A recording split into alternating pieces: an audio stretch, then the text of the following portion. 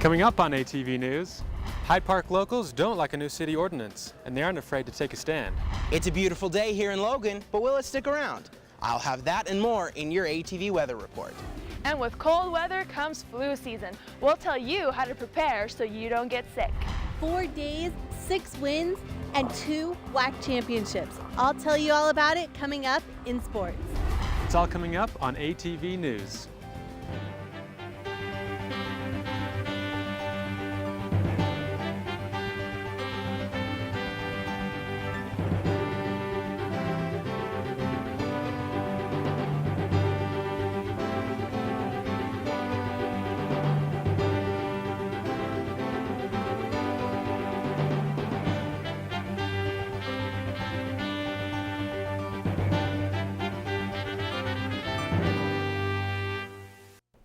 Welcome to ATV News. I'm Ryan Humpherys. And I'm Romina Ndakovic. Tuesday was the last day to cast your vote in the presidential election.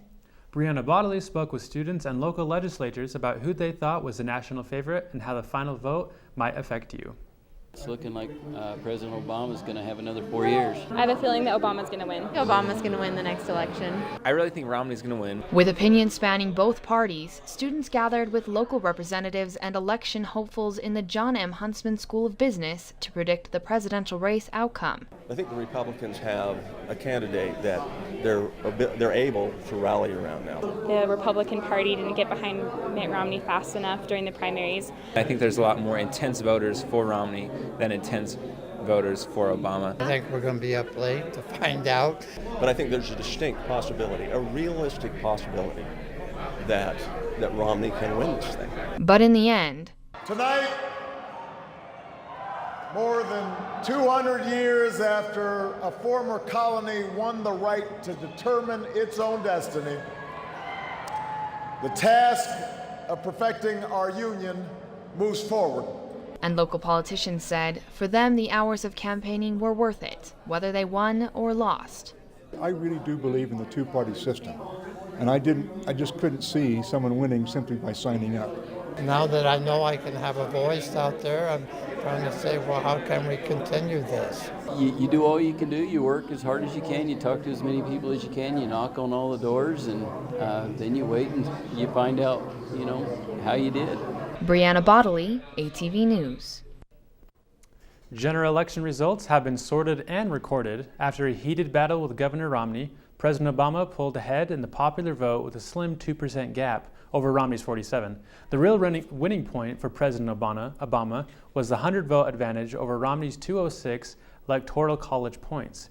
Governor Herbert also won re-election, beating out the next candidate with a 41% gap. Senator Orrin Hatch and Representative Rob Bishop continued the trend, sliding past their challengers with an advantage of more than 30% each. In local suicides in the same week, both due to hazardous chemicals. But the act by both victims led to cleanup that, although unusual, kept first responders safe. Steve Crass has more.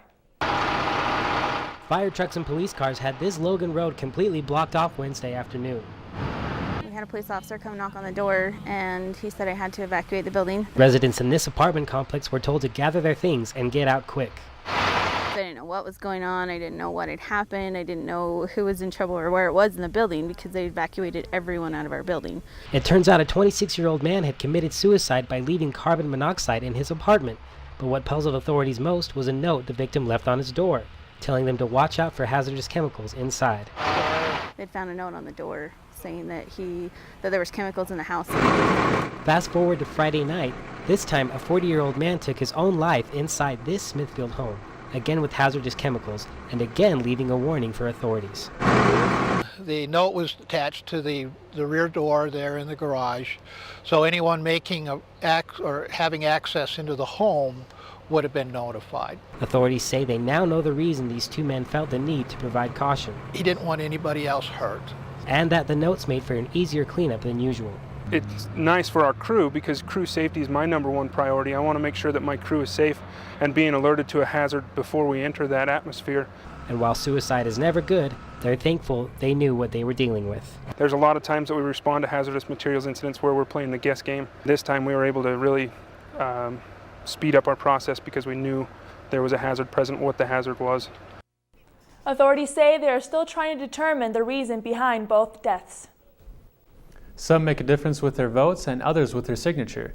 Caesar Abbott takes us to Hyde Park, where a group of locals are taking a stand against a law they say just isn't right. Hyde Park residents cast their votes on Tuesday for the presidential election, but that wasn't the only political matter on many of their minds. Beers such as this one are not legally sold in Hyde Park. However, because of a recent ordinance that was just passed this last month, it allows the sale of alcohol in local stores. The referendum is simply to put that ordinance to a vote of the people. Residents also stopped by this tailgating party that Hyde Park resident Kathy Reck organized for residents to come and sign the official referendum petition. The petition allows residents to vote against the alcohol ordinance. I believe it was in the beginning of summer. Maverick Corporation came to a Hyde Park City Council meeting and asked Hyde Park City to allow them to sell alcohol at the Maverick here in Hyde Park. Reg, along with 4 other Hyde Park residents, are sponsoring an official referendum petition requesting a place on the ballot for residents to weigh in on the alcohol ordinance. We as the citizens of Hyde Park feel that it should be a vote of the people and that we have the right within our city to determine the laws that govern us. It is now up to Reg and the other sponsors to reach 324 signatures from Hyde Park residents so that the petition can go through. No, we don't want alcohol sold at all within the city limits. Caesar Abbott, ATV News. Rec was given 45 days after the ordinance was passed to submit her petition to the City Council. The candidates for Utah's Lieutenant Governor were on campus last week for their only debate before yesterday's election. The debate was moderated by Professor Michael Lyons of the Political Science Department, Carrie Bringhurst of Utah Public Radio, and Eric Mickelson, last year's student body president. Lieutenant Governor Greg Bell came out victorious in the election and had this to say during the debate. We want the state to increase its burden, its contribution toward the expense of university education. We have prioritized. Public education has sustained almost no cut whatsoever. Higher education sustained about a 12% cut. Why? Because Governor Herbert fought diligently. Because of his courage and putting stakes in the ground, we avoided larger cuts to higher education. Herbert and Bell won the election with over 65% of the vote. Coming up after the break, from waste to water, these USU students are challenging the way we see algae. USU broke a Guinness World Record last year, but can we do it again? And challengers stack up in a contest of balance and strength.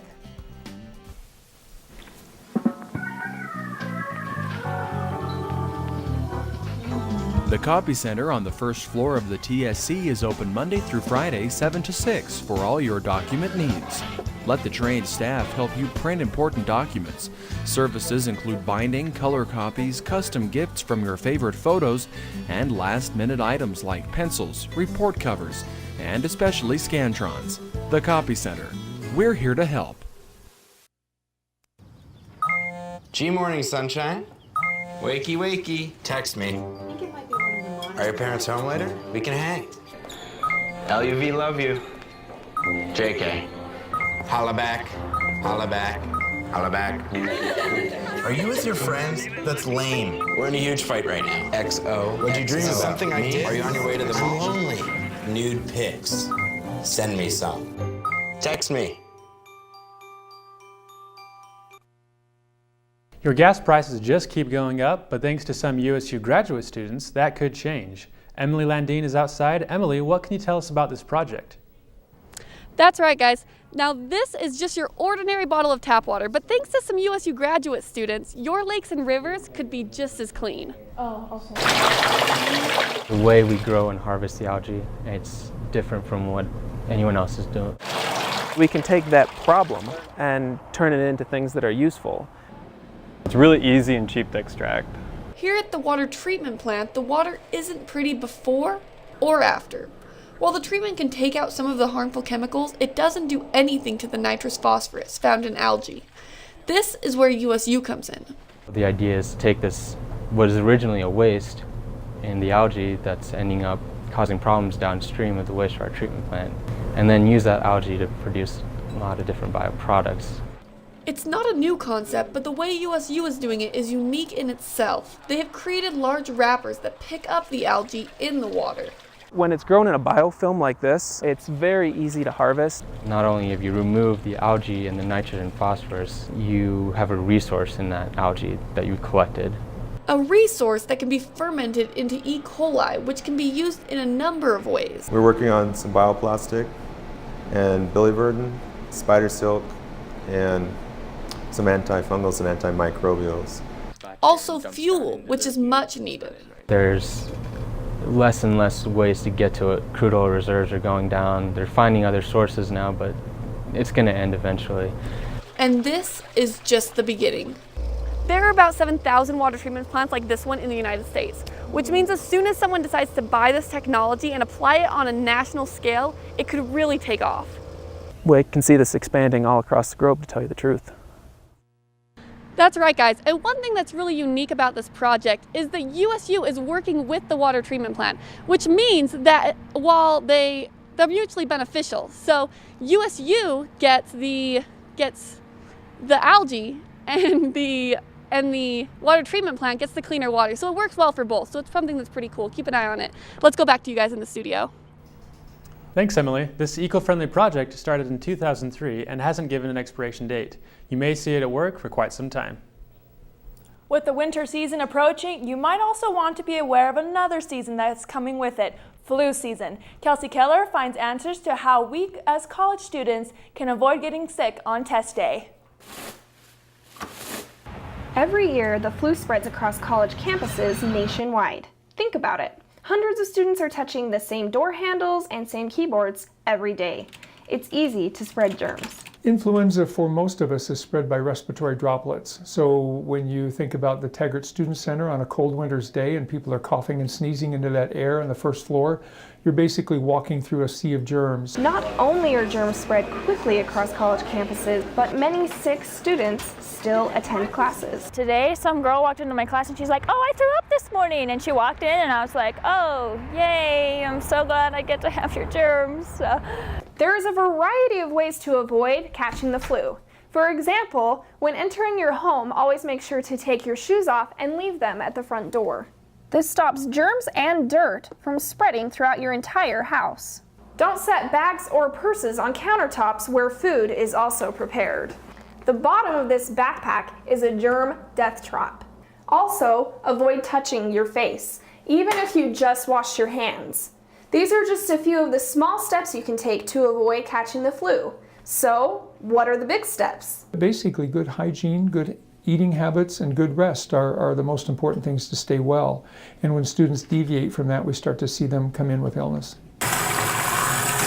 So keep your hands clean and stay hydrated as flu season quickly approaches. Kelsey Keller, ATV News. If you are considering getting a flu shot, many places around town give them, including the Student Health and Wellness Center. Just call ahead to make your appointment. USU is always trying to break world records, and Monday we tried to break a record of the most speed daters at one time. I stopped in to see how we did. Okay, cool. I've been thinking about that. Last night, Seed had a fundraiser to try to earn more money for businesses in third world countries. It was only $1 to get in, and there were dozens of raffle prizes from companies around Cache Valley. We had SC Needham's. They're the ones who got all the restaurant gift cards, as well as these t-shirts. And we also had Papa Murphy's. They gave all the pizzas. And then we also had the flower shop. They had 2 gift cards for flowers. This year, USU wanted to break another world record, but this time it was for speed dating. I think it's fun. I've actually ran into a lot of people that I already know, so that's good. But I've also met some new people. One kid I talked to was awkward, but most people I think were in the same boat as me. Most of it was pretty natural after the "Hi, my name is such and such." Yeah, it's been fun. Met lots of new people. I didn't give out my number. Sorry. I feel like I either talked to freshmen or I knew them, so it just didn't really make sense. While the reactions were overall positive, not every seat was filled. I wanted to beat South Africa's record of 435. We didn't quite make that, but we did get in between 200 and 300, so. Last year, we broke the record of longest kissing chain ever. We'll have to wait and see what next year has in store. You don't have to buy a plane ticket for a little taste of India. Loren Brewer shows you why. It's my favorite festival. He's talking about Diwali, the Indian Festival of Light, which was celebrated in the Taggart Student Center Ballroom at Utah State University last Saturday. Hundreds of people from the local community have come to Diwali tonight to sample a little bit of Indian culture and food. But for USU Indian students, this festival is more than just performing traditional songs and dance. It's a little piece of home, which had some students reminiscing. I miss home, actually, because it's completely different the way we celebrate at home. This is the more sober version, if you may. Comparatively, this was a sober version because, as you can see, there are no firecrackers popping, which Indian students say is common for Diwali celebrations in India. But even without the firecrackers, Indian students say the festival does something very important for them. Culturally, Diwali is a very sound platform for Indians, especially us, the younger generation, because it's not just the outside world that is unaware of the Indian culture, it's the youngsters in our country too. Just a sample of Indian culture was sprinkled into Diwali, a little bit of Bollywood here, and some modern Indian dance there. But even just a small amount here in the Diwali festival helps keep the Indian culture alive for students. If you missed this year's Diwali, don't worry, it'll be back again next year. When we come back, Kelton Wells will tell you what to expect in the week ahead. Rain, sunshine, or snow? Find out right after the break.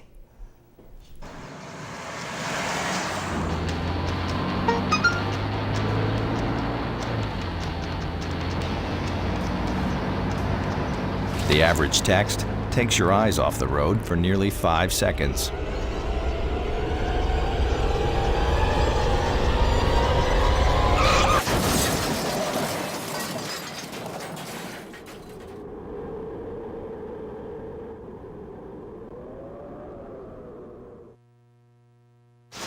So, are you going out tonight? I can't. My parents say I have to be home right after work. That's so gay. Totally gay. Ugh, that is so Emma and Julia. Why are you saying that's so Emma and Julia? Well, you know, when something is dumb or stupid, you say that's so Emma and Julia. Who says that? Everyone. Imagine if who you are were used as an insult. When you say that's so gay, do you realize what you say? Knock it off. Have you guys seen all the damage that's been happening from Hurricane Sandy out in New York? Oh, it's horrible. I've heard over 7 million people are out of power. It's just devastating. Yeah, it's crazy. Let's take a look at a satellite feed right now of Hurricane Sandy. As you can see, it developed in the Caribbean Sea and moved down to Florida and along the coastline. Right here you can see the trajectory that the National Weather Service made for Hurricane Sandy, and it followed that trajectory almost exactly, which is just amazing to me, the technology and the way they're able to forecast these storms. Right here you see Hurricane Sandy spinning off of the coastline of New York. It created huge storm surges as it pushed in that created messes just like this one that you see here. This ship was pushed inland. There was another boat right here. You can see it's nowhere near water, and so there were just tons of problems like that. You can see if we take a look at this satellite image over here off the coast of New York, there is another storm brewing. It probably won't be as big as Sandy was, but it could still pose a problem.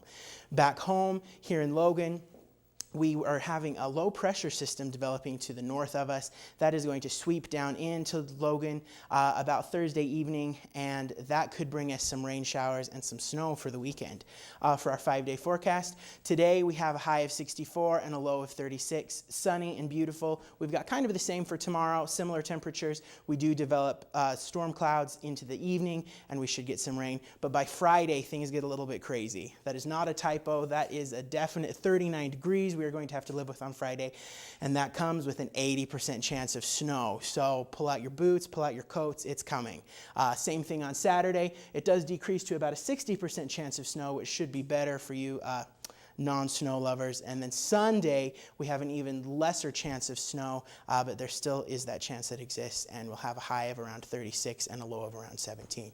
I'm Kelton Wells for your ATV weather, and we'll be right back with sports.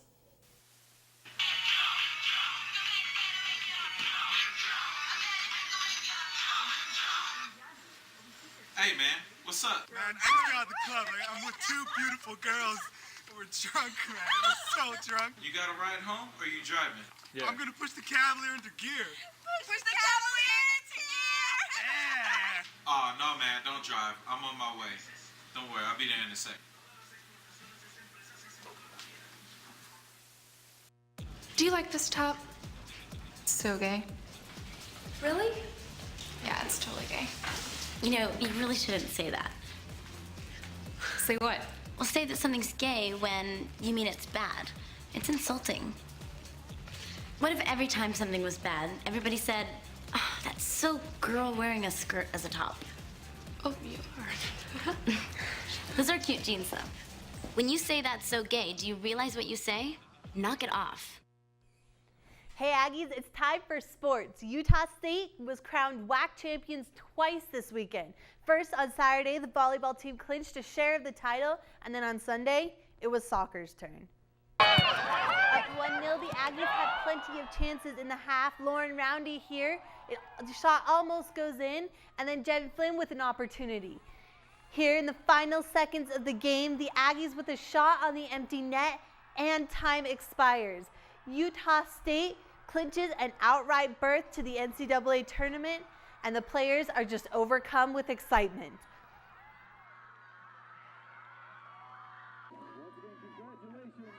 The WAC trophy for the second consecutive year, and they are pretty excited about it. Coach Heather Cairns gets a celebratory ice bath. Actually, as soon as we took that first NCAA trip last year, as soon as we ended it, our goal was to go to the NCAA again. We had never looked back from that. We always wanted to progress as a program and as a team, and so that was our goal for the year. And here we are, getting the chance again. That was just awesome to be able to win that on our home field and with so many fans. The fans were incredible today. And our offense went at it today and just really were looking for it. You know, we wanted it today. We wanted to win today. The Aggies have a tough draw against BYU in the first round of the NCAA tournament. Utah State lost to the Cougars earlier in the season.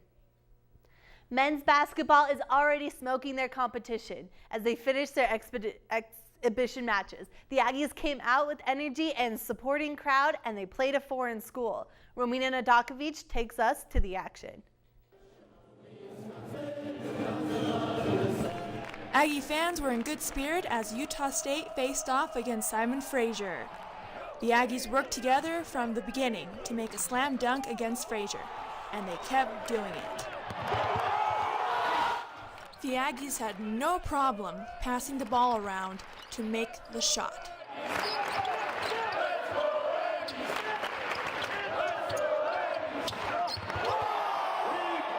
Preston Medlin was a team player and scored a game-high of 18 points, while Jared Shaw had 12 points and Keyshawn Reed had 11. It was really good. We did a lot of good things, especially offensively, but we still have a long ways to go. We got to have a good week of practice and all the things like that, iron out all the details in our games and stuff like that. After some dancing, it was halftime.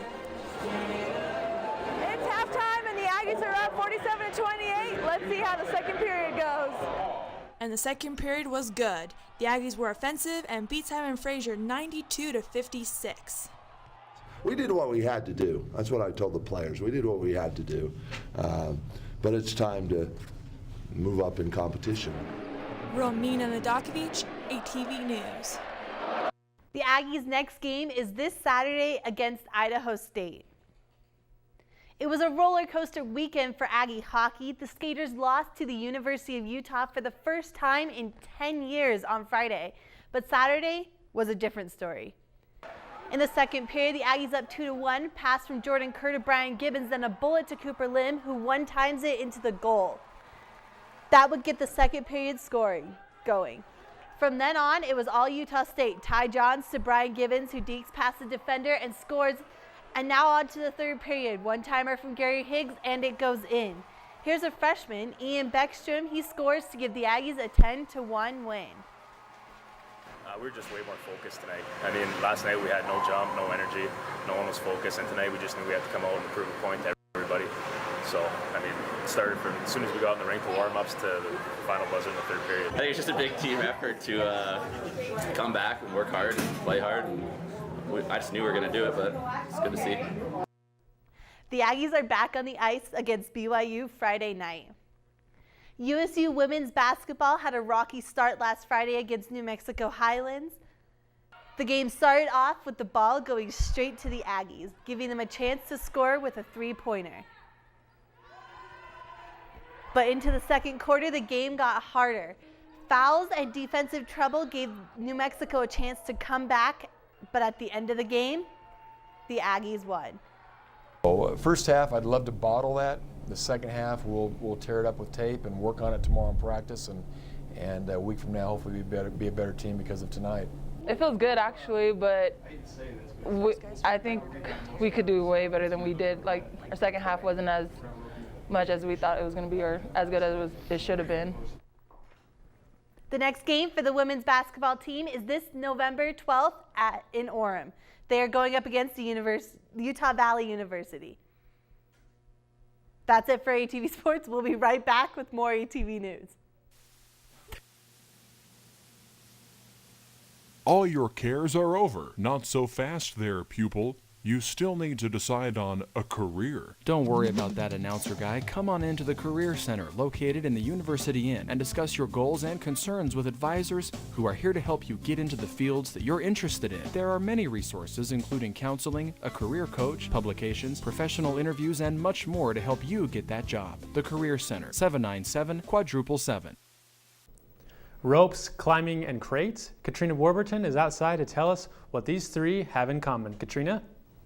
That's right. There was a biannual crate stacking competition here at USU, and crates were getting stacked, being climbed up, and being toppled over.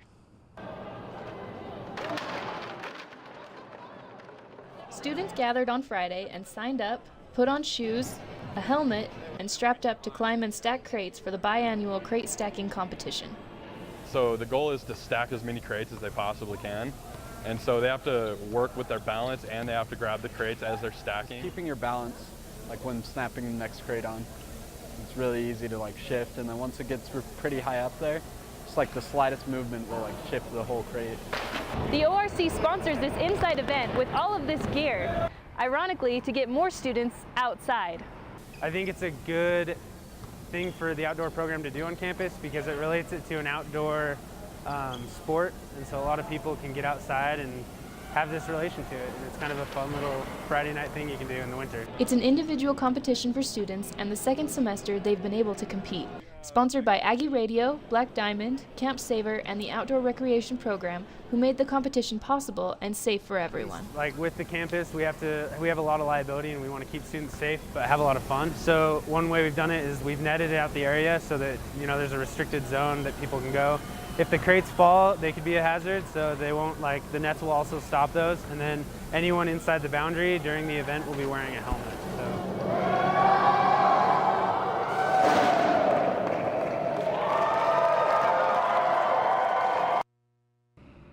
That was the crowd cheering for Andy Taylor. He was the winner this semester who stacked 26 crates. Back to you guys.